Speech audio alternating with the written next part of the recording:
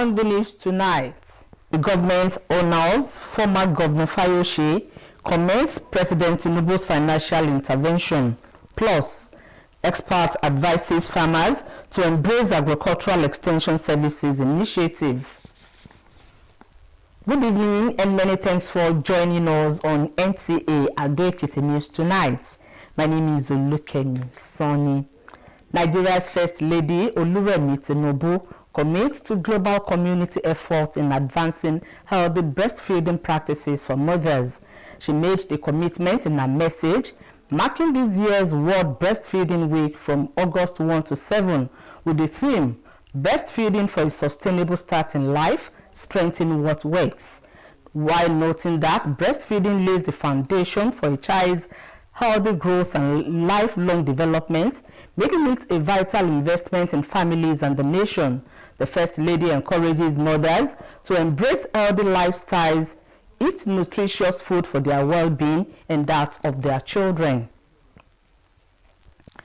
Ekiti State Governor Abiodun Oyebanji has again expressed gratitude to President Bola Tinubu for the various interventions from the federal government to the state, which enables him to carry out various developmental projects across the state.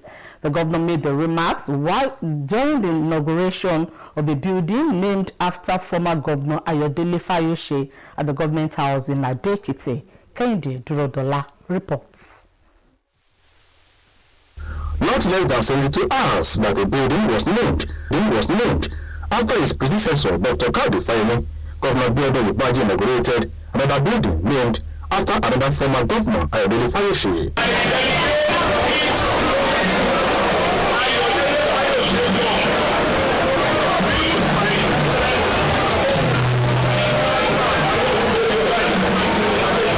Inaugurating the building named after former governor Fayose at the event, which attended by his political associates, traditional rulers, religious leaders, and top government officials. Governor Abiodun Oyebanji said the edifice was named after him and other former governors as a sign of honor for them. Oyebanji explained that the former governor played a crucial role in the development of the state, especially in the area of infrastructure development.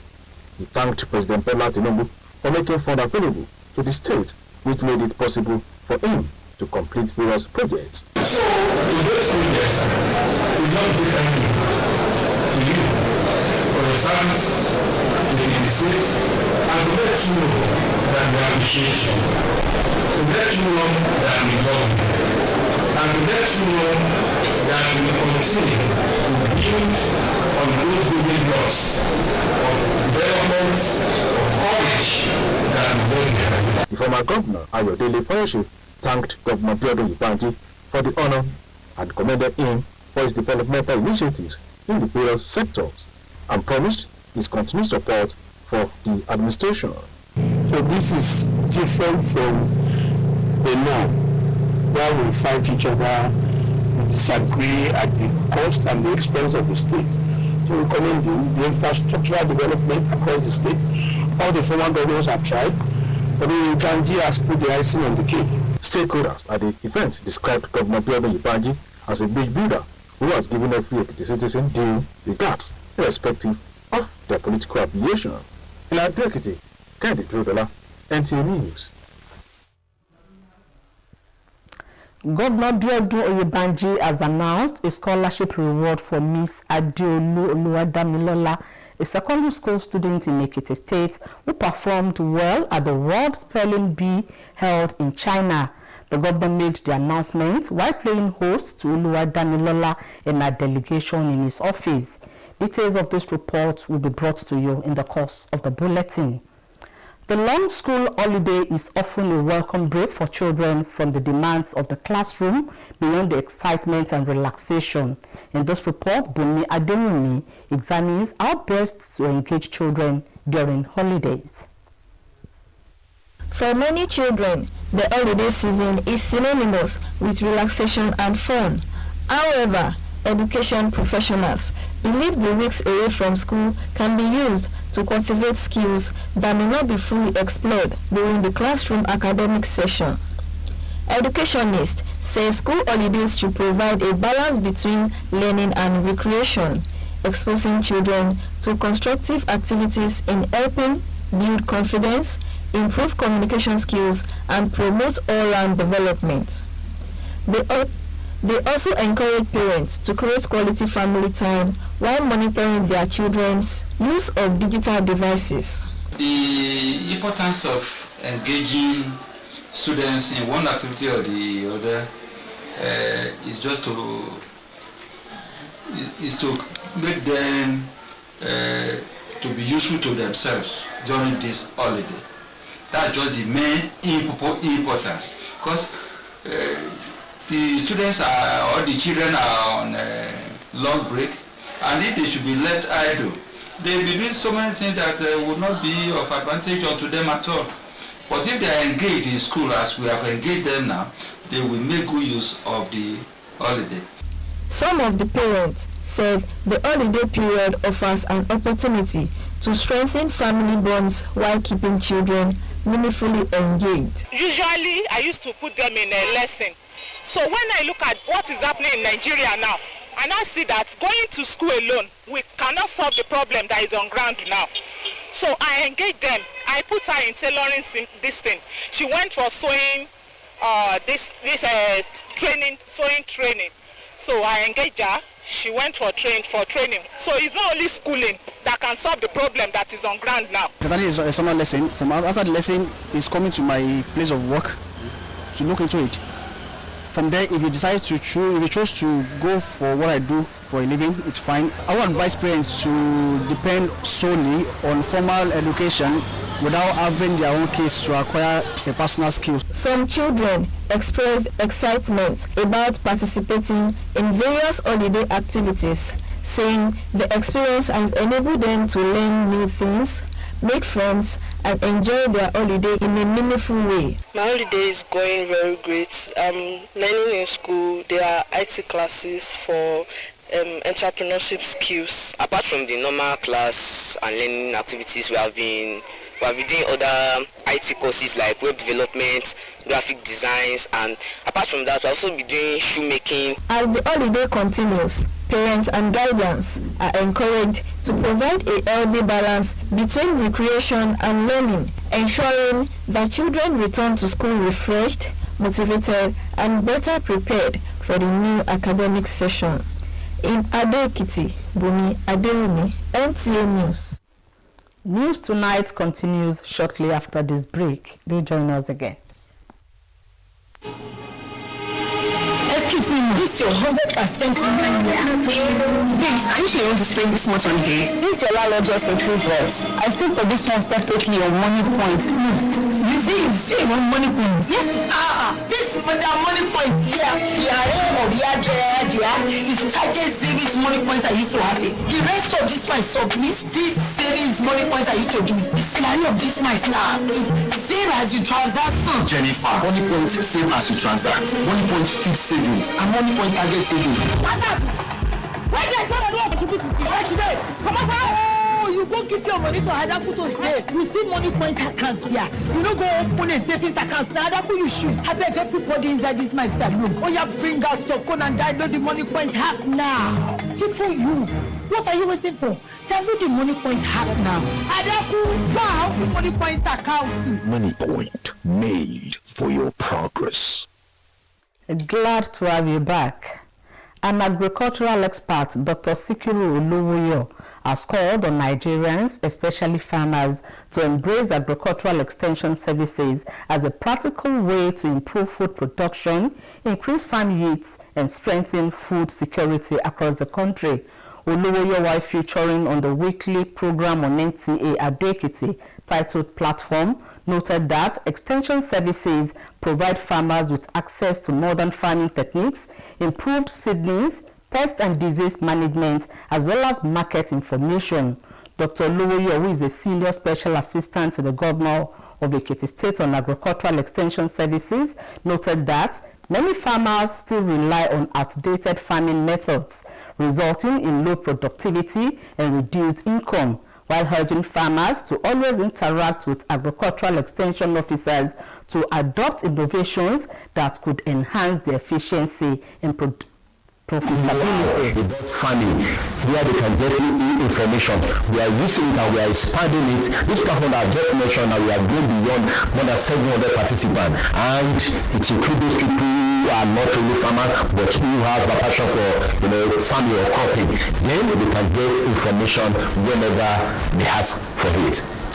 Still talking about the agricultural experts encouraged young people to venture into agriculture, describing the sector as a viable source of empowerment, employment, and economic growth when supported by effective extension services. And that's about it on our news tonight. Do stay tuned for its translation in Yoruba language. Good evening.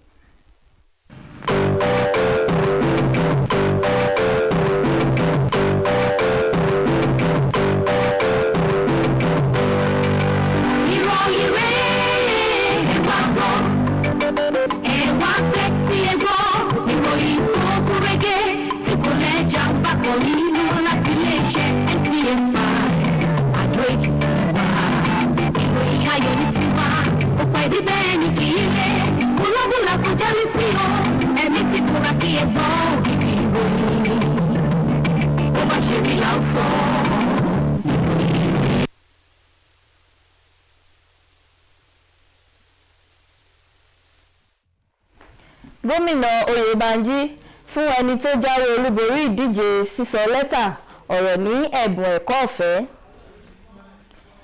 Ìjọba ìpínlẹ̀ Èkìtì bu ọlá fún gómìnà tẹ́lẹ̀ rí Fáyọ̀ṣé.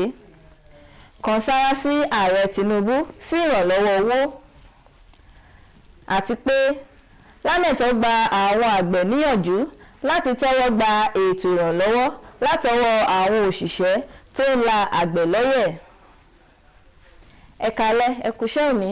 Ìròyìn la mú wá fún yín láti iléeṣẹ́ NTA Adó Èkìtì. Bùnmi Adéwùmí lórúkọ tèmi. Ìyàwó ààrẹ Olúrẹ̀mí Tinubu ti fi ìkarabọ̀ rẹ̀ hàn láti mú ìtẹ̀síwájú bá fífún ọmọ lọ́yàn. Ó sọ ọ̀rọ̀ ìfarajì yìí nínú ọ̀rọ̀ rẹ̀ láti sàmì sí ọ̀sẹ̀ fífún ọmọ lọ́yàn lágbàáyé tọdún yìí bẹ̀rẹ̀ láti ọjọ́ kìíní sí ọjọ́ keje oṣù yìí pẹ̀lú àkòrí tó túmọ̀ sí fífún ọmọ lọ́yàn sí ìbẹ̀rẹ̀ ayé tó múnádóko.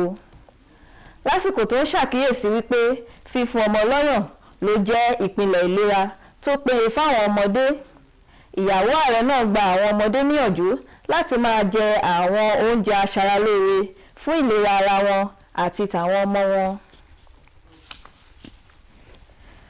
Gómìnà ìpínlẹ̀ Èkìtì Bíọ́dún Oyèbánjí ti fẹ̀mí ìmoore hàn sí ààrẹ Bọ́lá Tinubu fáwọn ètò ìrànlọ́wọ́ látọwọ́ ìjọba àpapọ̀ léyìí tó ràn lọ́wọ́ láti ṣe onírúurú àkànṣe iṣẹ́ ìdàgbàsókè káàkiri ìpínlẹ̀ yìí. Gómìnà ló sọ èyí di mímọ̀ lásìkò tí wọ́n ṣe ìfilọ́lẹ̀ ilé tí wọ́n fi sórí gómìnà tẹ́lẹ̀ Ayọ̀délé Fáyọ̀ṣé sí ilé ìgbé ìjọba ní ìlú Adó Èkìtì. Kẹ́hìndé Dúródọlá ló má bọ̀ ìròyìn wá.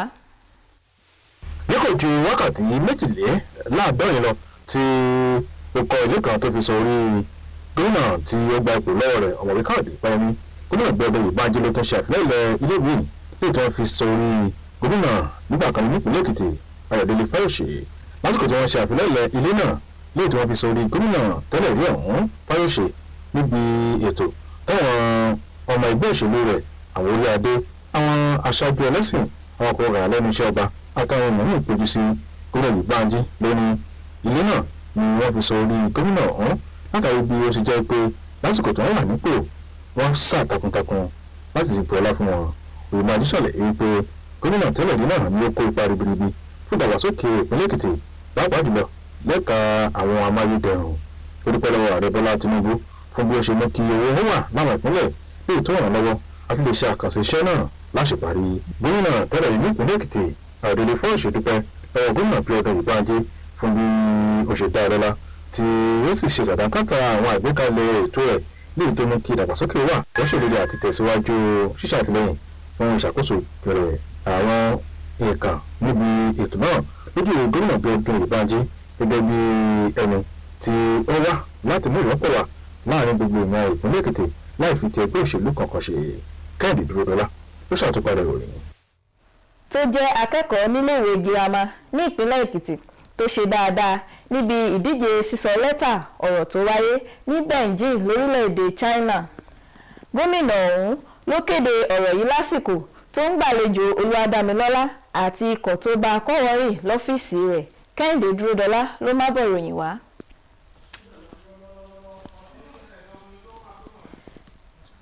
Ìsinmi ọlọ́jọ́ gbọọrọ ni ó jẹ́ àsìkò táwọn ọmọdé máa ń fojú sọ́nà fún látàrí pé wọn yóò láǹfààní láti pa iṣẹ́ yàrá ìkẹ́kọ̀ọ́ tì láti gbádùn ara wọn. Nínú àkànṣe ìròyìn yìí, ikọ̀ ìròyìn NTA ṣàgbéyẹ̀wò àwọn ọ̀nà láti rí wípé àwọn ọmọdé rí nǹkan ṣe lásìkò ààyè ìsinmi yìí. Fún ọ̀pọ̀lọpọ̀ àwọn ọmọ, àsìkò ìsinmi iléèwé jẹ́ àkókò ìgbádùn àti fún eré. Síbẹ̀, àwọn elétò ẹ̀kọ́ gbàgbọ́ pé àkókò tí iléèwé bá wà ní ìsinmi jẹ́ àǹfààní láti kọ́ àwọn ọmọ ní àwọn ọgbọ́n àti ìmọ̀ tí wọn kò ní àyè láti kọ́ ní kíláàsì nígbà tí ẹ̀kọ́ ń lọ lọ́wọ́. Àwọn elétò ẹ̀kọ́ sọ wípé ìsinmi ní iléèwé gbọ́dọ̀ pèsè àǹfààní láàárín ìkẹ́kọ̀ọ́ àti ìrọ́jú, eléyìí tí yóò jẹ́ kí àwọn èwe ní àǹfààní sí onírúurú ìmọ̀ àti òye tí yóò ran ìgbé ayé wọn lọ́wọ́ pẹ̀lú fífúnni ní ìgboyà, ìdàgbàsókè nínú ìbáraẹnisọ̀rọ̀ àti lónírúurú ọ̀nà. Wọ́n tún gba àwọn òbí nímọ̀ràn láti pèsè àyè gẹ́gẹ́ bí ẹbí láti máa mójútó àwọn ọmọ wọn níbi wọ́n ṣe ń lo ìkànnì ayélujára. Nǹkan tó jẹ́ àǹfààní fún wọn ni pé láti fi wọ́n sí ilé ìwé tàbí sí ìdí ìkọ́ṣẹ́ ní àyè ìsinmi yìí kí wọ́n lè kọ́ àwọn nǹkan mìíràn tí yóò mú wọn wúlò fúnra wọn àti fún àwùjọ. Ọ̀pọ̀ àwọn òbí sọ wípé ìsinmi gbọ́dọ̀ jẹ́ àsìkò tí àǹfààní yóò wà kí okùn ẹbí kí ó gbòòrò nípasẹ̀ ṣíṣe àwọn ohun tó ní ìtumọ̀ pẹ̀lú wọn. Àtìgbà tó ti wà níbi GS3 ni mo ti fi sí ẹnu iṣẹ́ ọwọ́, so by now ó ti mọ iṣẹ́ yẹn. Ó gbé máṣíìnì ẹ̀dá nígbà tó ń lọ school, òun ló fi ránṣọ fáwọn ọ̀rẹ́ tó fi ránṣọ fún ẹni aṣọ ìbáya díẹ̀ asáré bá wọn rán. So iṣẹ́ gbogbo ìgbà ló máa ń béèrè owó lọ́wọ́ mi. So àwọn àbúrò wọn náà àwọn àbúrò ẹ̀ náà mo ti fi wọ́n sí lesson. Mo dẹ̀ tún ní àwọn náà ti sọ iṣẹ́ tán fẹ́ kọ́. Káwọn òbí fojú sí ọmọ wa dáadáa nínú ọlùdé yìí. Jẹ́ ká jẹ́ ká mọ lọ lẹ́sìn torí àwọn ọmọ náà ti bẹ̀rẹ̀ lẹ́sìn báyìí. Tó bá dé ká fojú sí wọn dáadáa ká fún wọn lóúnjẹ àsìkò tútù láti wà ká wọṣọ tó dáa fún ọmọ. Bákan náà, àwọn èwe fi ayọ̀ wọn hàn nípasẹ̀ kíkópa nínú onírúurú ètò lásìkò ìsinmi ilé-ìwé pẹ̀lú àlàyé wípé eléyìí ti ràn wọ́n lọ́wọ́ láti ní ìmọ̀ àwọn ohun tuntun tó fi mọ́ kí wọ́n gbádùn àsìkò ìsinmi wọn ní ọ̀nà tí ó nítumọ̀. Ẹ̀yọ̀ ní iṣẹ́ tá a ṣiṣe àti àwọn nǹkan míì tó jẹ́ àǹfààní fún wa. wàá lè mọ bí wọ́n ṣe ń build àwọn apps, so nínú kọ́ọ̀sì mo ti mọ bí wọ́n ṣe ń build app. Láti pèsè àǹfààní tó yẹ láàárín ìrẹ́jú àti ẹ̀kọ́ kí wọ́n sì rí wípé àwọn ọmọ padà sí iléèwé bó ṣe yẹ kí wọ́n sì lè múra sílẹ̀ fún sáà ètò ẹ̀kọ́ tuntun tó ń bọ̀. Jùlọ àwọn àgbẹ̀ láti tẹ́wọ́ gba àwọn òṣìṣẹ́ tí wọ́n ń pèsè ìrànlọ́wọ́ fétò ọ̀gbìn láti ràn wọ́n lọ́wọ́ láti mú ìdàgbàsókè bá iṣẹ́ wọn kí èrè oko wọn lè pọ̀ yanturu kí oúnjẹ sì lè pọ̀ káàkiri orílẹ̀-èdè yìí.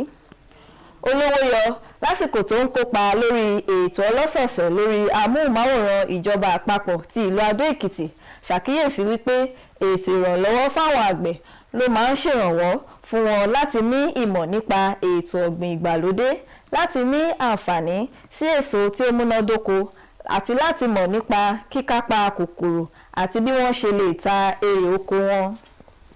Ọ̀mọ̀wé Olówóyọ tí ó jẹ́ olùrànlọ́wọ́ pàtàkì sí gómìnà ìpínlẹ̀ Èkìtì lẹ́ka ìpèsè ìrànlọ́wọ́ fún àwọn àgbẹ̀ sọ wípé ọ̀pọ̀ àgbẹ̀ ni wọ́n sì ń lo ọ̀nà àtijọ́ láti ṣiṣẹ́ oko léyìí tí kò ní èrè oko tó bí ó ṣe yẹ. Ó wá rọ àwọn àgbẹ̀ láti máa fi ọ̀rọ̀ wérọ̀ pẹ̀lú àwọn òṣìṣẹ́ tí ó ràn wọ́n lọ́wọ́ láti lè mọ àwọn ọ̀nà ìgbàlódé tí yóò mú kí iṣẹ́ wọn ó lérè. Onímọ̀ nípa ètò ọ̀gbìn náà wá rọ àwọn ọ̀dọ́ láti lọ́wọ́ nínú ètò ọ̀gbìn tó sì júwe ètò ọ̀gbìn gẹ́gẹ́ bí iṣẹ́ tí ó lérè lórí tí yóò mú ìdàgbàsókè bá ọrọ̀ ajé wọn.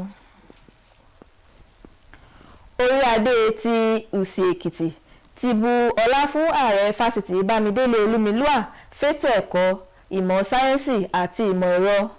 Ọ̀jọ̀gbọ́n Andrew Ọmọjọlá ni wọ́n fún ní àmì ẹ̀yẹ ọ̀hún nípa mímókè lẹ́nu iṣẹ́ ètò ẹ̀kọ́, ìfarajì rẹ̀ lẹ́ka náà àti jíjẹ́ ọmọ tó ṣe é fi yangàn. Ìfúnniwá ẹ tẹ́tí sí àtúpalẹ̀ rẹ̀. Ní bí ó ṣe gba iṣẹ́ gẹ́gẹ́ bí olùkọ́ ní fásitì ìlú Ìbàdàn lọ́dún 1997 tó sì mókè dépò ọ̀jọ̀gbọ́n lọ́dún 2011, ọ̀jọ̀gbọ́n Andrew Babatunde Ọmọjọlá ni wọ́n yàn gẹ́gẹ́ bí gíwá fásitì Bámidélé Olúmilúà fétò ẹ̀kọ́, sáyẹ́ǹsì àti ìmọ̀ ẹ̀rọ tìlú Ìkẹrẹ Èkìtì láti ìgbà tó ti dépò gíwá fásitì ọ̀hún. Ní ọ̀jọ̀gbọ́n onímọ̀ ìṣètọ́jú ẹranko tó jẹ́ ọmọ bíbí ìlú Òsì Èkìtì ọ̀hún ti ń gbé ìgbésẹ̀ láti rí wípé ìdàgbàsókè bá ètò ẹ̀kọ́ àti níní ipa lórí ọmọnìyàn. Èyí ló mú kí olùṣí tìlú Òsì Èkìtì Ọba Adébáyọ̀ Àkàndé ó júwe rẹ̀ gẹ́gẹ́ bí ọmọ àyèyè ìlú náà tó sì ń mú ìlú náà yangàn. Èrèdí tí wọ́n fi fún ní àmì ẹ̀yẹ ẹni tó dáńtọ́ lẹ́ka ẹ̀kọ́ látàrí ìkópa rẹ̀ ní ẹ̀ka náà àti ìpèsè ìdarí tí ó múnádóko lẹ́ka ìkẹ́kọ̀ọ́ níléèwé gíga. Lásìkò tí wọ́n fún lámì ẹ̀yẹ ọ̀hún níbi ayẹyẹ oríkádùn ìlú Òsì Èkìtì, àwọn lọ́gàálọ́gàá àtàwọn òṣìṣẹ́ ní fásitì ọ̀hún ni wọ́n bá gíwá náà kọ́ wọ́n rìn láti gba àmì ẹ̀yẹ náà látọwọ́ orí adé ìlú ọ̀hún.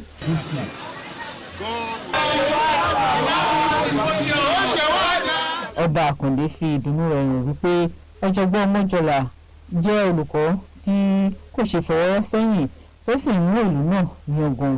Àwọn òṣìṣẹ́ fásitì ọ̀hún àtàwọn àlejò júwe àmì ẹ̀yẹ náà gẹ́gẹ́ bí èyí tó bọ́ sí àsìkò tí ó sì yẹ ọ̀jọ̀gbọ́n ọ̀hún.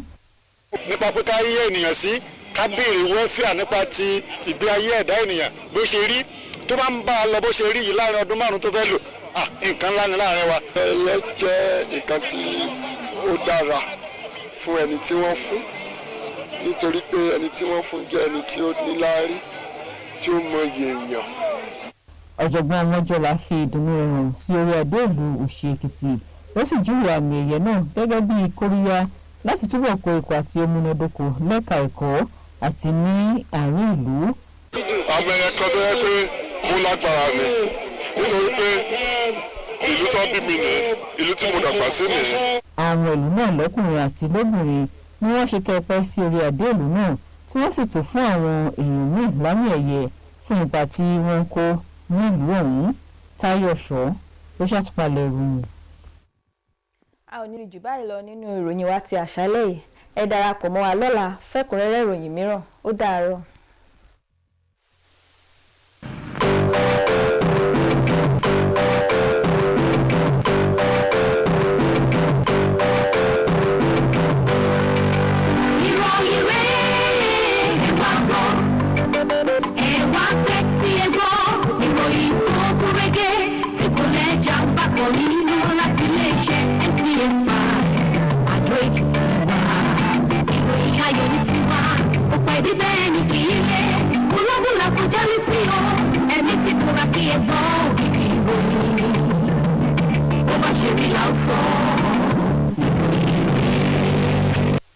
Third quarter is here. NTA Television College Redfield Jos invites media practitioners and non-media